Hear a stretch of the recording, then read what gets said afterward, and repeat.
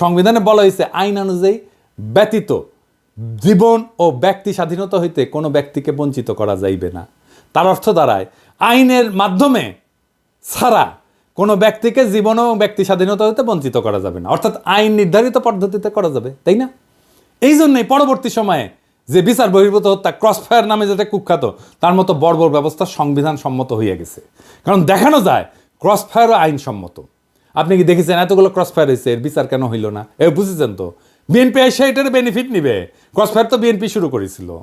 1898 সালে ব্রিটিশ যে ফৌজদারি কার্যবিধি ছিল, এর ধারা অনুযায়ী বিচারে যদি মৃত্যুদণ্ড বা যাবজ্জীবন কারাদণ্ড হইতে পারে এমন অভিযোগ অভিযুক্ত আসামিকে কিন্তু পুলিশ গুলি করে মেরে ফেলতে পারে। এমন একটা ঘটনা ঘটলে একটা প্রশাসনিক তদন্তে গুলি ছোড়ার ঘটনাটাকে আত্মরক্ষামূলক বলে মনে করলেই হত্যাকাণ্ডটা আইনসম্মত হয়ে যায়। এইভাবে সমস্ত ক্রসফায়ার আইনসম্মত হয়ে গেছে। এই জন্যে পুলিশ বা র্যাবের গুলিতে নিহত প্রত্যেককে সন্ত্রাসী খুনের মামলার আসামি হইতে হয়, বুঝছেন? এটার শাস্তি তো মৃত্যুদণ্ড। সেই জন্য এরা যদি মাইরা ফেলে তাইলে এইটা আইনসম্মত।